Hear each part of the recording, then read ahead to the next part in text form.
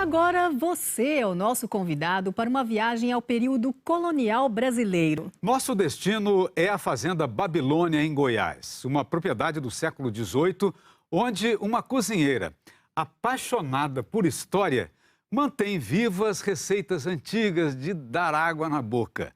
É o que você vai ver na reportagem do Vico Iazzi e do Sandro Queiroz.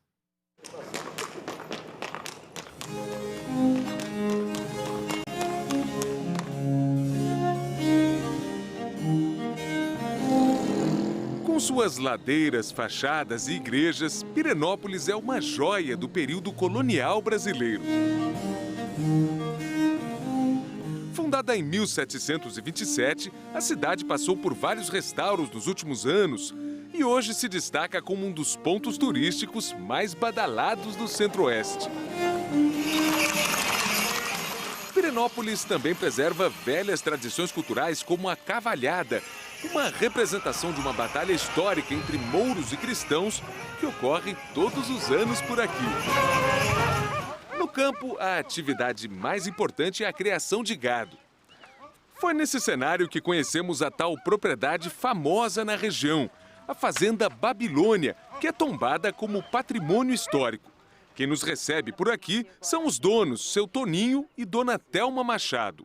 Praticamente nasci aqui. O casal nos conta que a fazenda começou a se formar no final do século XVIII e logo se tornou grande produtora de algodão e cana-de-açúcar. Era uma propriedade de uns 11 mil alqueires, né, que ia dar acho que por volta de uns 60 mil hectares. A casa aqui, ela foi construída quando? Final do século XVIII, 1797, 1798. Quer dizer, construída por escravos. Lógico. Babilônia teve, segundo o Saint-Hilaire, que foi um botânico francês, né? Ele passou por aqui, ele fala de 200 escravos na fazenda Babilônia. Foi daí que surgiu o nome Babilônia. Em comparação à cidade histórica de Babilônia, pela exuberância da arquitetura e pelo número de escravos, uma vez que aqui em Goiás isso não era comum. Entendeu? Então, isso aqui é uma verdadeira Babilônia. Dona Thelma nos convida para visitar a sede que foi comprada pela família dela em 1870. A casa segue o estilo bandeirista, um tipo de arquitetura difundida pelos bandeirantes. Os exploradores saíam de São Paulo para escravizar indígenas, procurar ouro e outras riquezas. Aqui era onde ficava o engenho de açúcar, né? Essa estrutura enorme que você está vendo não tem nada a ver com o telhado, era simplesmente para fixação das moendas. À esquerda a gente percebe que são quartos mesmo de dormir, entendeu? Aqui é a parte mais íntima da casa, porque eu moro aqui, sabe? Eu continuo morando aqui. Outra marca da arquitetura bandeirista é este tipo de varanda. E aqui, Dona Thelma? Aqui é a capela, né? A Capela dos Brancos.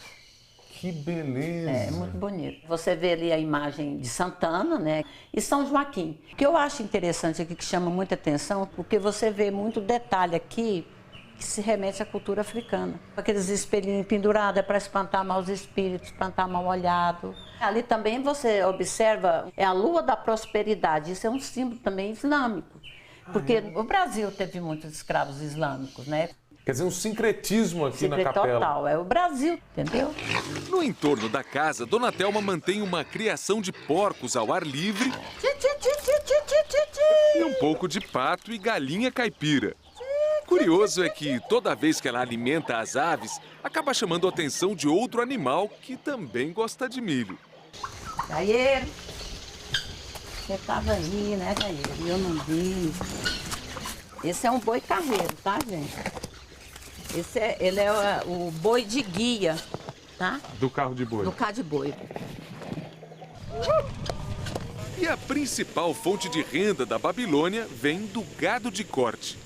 Aqui a gente cria por volta de umas 1.400 cabeças de gado aqui na Babilônia. Outra atividade importante na fazenda é o turismo rural. Ao longo do ano, Dona Thelma recebe visitantes de várias partes do Brasil e também de outros países. É gente que vem conhecer um pouco da história e da boa mesa da região. O grupo de hoje é de alunos do ensino médio de um município vizinho. Primeiro, eles recebem uma palestra na varanda. Então, tinha que ser organizada a senzala. E na sequência, conhecem algumas atrações da fazenda, como esse monjolo, que é um pilão movido a água. O boi já foi visto já. No final, é hora de provar um pouco dos sabores da fazenda. Pães, bolos, linguiça caipira. Tudo aqui é feito na propriedade segundo velhas receitas recuperadas por Dona Thelma. É que além de ser uma estudiosa da história da região, ela também é cozinheira e das boas. E a minha proposta é justamente isso. Uma vez que eu levo o aluno a voltar 200 anos atrás, eu não poderia estar servindo outra coisa. Eu sirvo, por exemplo, a carne de lata, a carne de porco conservada na banha, o bolo de mandioca que nós chamamos de mané pelado, né? É prazeroso, assim, porque comida faz parte da história, não tem como eu separar. Dessa mesa aqui, o que você achou mais gostoso? Pão de queijo, ele é muito bom. Pão de queijo é bom, né? Esse pão de queijo é gostoso demais. O requeijão é incrível. A pamonha frita também é excelente. A nosso pedido, Dona Thelma vai mostrar duas receitas típicas da cozinha colonial goiana. A primeira é de um produto salgado que era muito consumido por tropeiros. Você sabe o que é a matula de galinha? Matula é a marmita, é a comida levada nas viagens, né? E Goiás tem muito disso, por causa da distância, nas viagens de 6 meses para ir para São Paulo, Rio. Então, a comida era feita, elaborada de uma maneira que não era tão perecível e uma embalagem apropriada para a viagem, entendeu? Para fazer uma porção de 40 ou 50 matulinhas, Dona Thelma usa uma galinha caipira, 100 gramas de farinha de milho, 50 gramas de banha de porco, uma colher de sopa de alho amassado, uma colher de chá de açafrão da terra, também conhecido como cúrcuma, pimenta de cheiro e sal a gosto e palha de milho para embalar. Uma dica: a galinha caipira deve ser, de preferência, uma ave velha.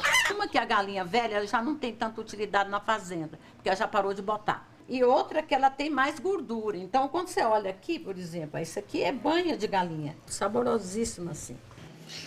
Com a ajuda da Regiane, primeiro Dona Thelma corta a galinha em pedaços. Depois de tirar as vísceras e ossos, as partes de carne são levadas para um moedor. Agora, numa gamela, Dona Thelma mistura a carne moída com os outros ingredientes. Repare que a farinha de milho deve passar por uma peneira para ficar bem fininha. Geralmente eu faço assim, ó. Dona Thelma mistura bem a massa, que vai ficando com essa aparência. Na etapa final, enquanto as cozinheiras vão fazendo os bolinhos, a palha de milho passa por uma boa fervura. Thelma e Regiane embalam o produto com capricho e até a amarração da matula é feita com a palha. A palha é muito bonita, eu adoro palha, assim. As matulas prontas são colocadas numa assadeira e levadas ao forno, onde ficarão por uns 20 minutos. Daqui a pouco a gente mostra o produto prontinho. Outro destaque no cardápio da Dona Thelma é o bolo da senzala.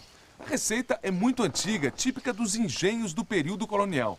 Um dos ingredientes principais é esse aqui, a garapa de cana.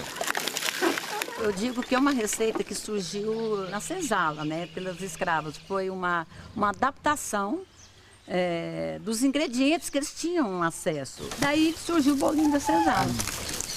Repare que a velha moenda do século XIX é toda feita de aroeira, sem nenhuma peça de metal. E o boi que movimenta o eixo é o gaieiro, que você já viu comendo milho.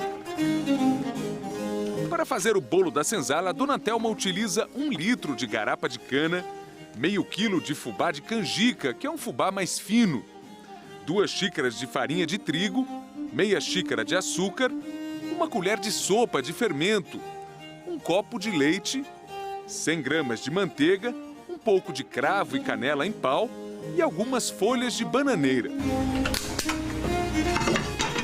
Numa panela com fogo baixo, primeiro a cozinheira despeja a garapa. Depois vem a manteiga, o açúcar, o leite, a canela em pau já quebrada em pedaços menores e um pouco de cravo. Quando o líquido começa a ferver, é hora de acrescentar os últimos ingredientes. Eu vou colocar a farinha de trigo e o fubá de canjica. Na sequência, Dona Thelma coloca a massa numa tábua, acrescenta o fermento e sova bem por uns 10 minutos. Na etapa final, Thelma e Regiane fazem pequenos bolinhos com a massa e vão embalando um a um com as folhas de bananeira. Veja que beleza! Depois, as trouxinhas também são levadas ao forno. Em 20 minutos vai estar tudo pronto.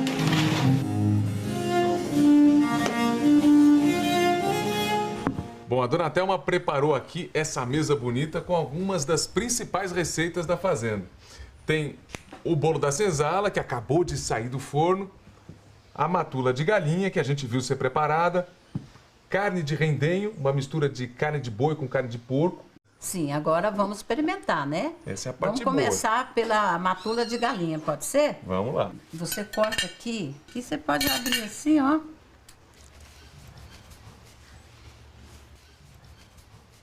Bom, né? Muito saboroso, hein? E ele é bem temperado, justamente porque era uma matula, né? Na sequência vem o produto doce. E veja aí como ficou o bolo da senzala. Fica bonito, né? Ele fica moreninho. Moreninho. Vamos provar.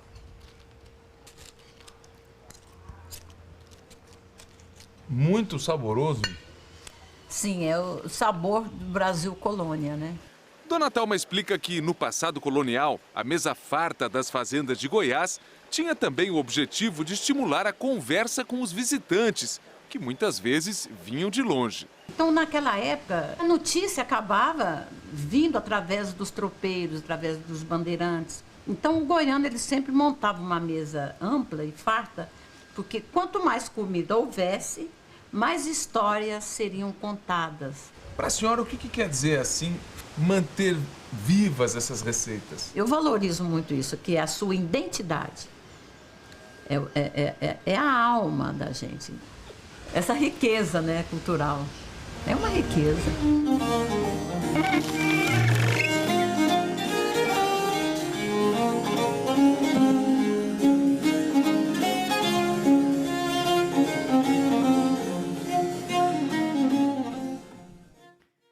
A Dona Thelma recebe cerca de 1.200 visitantes por mês na Fazenda Babilônia.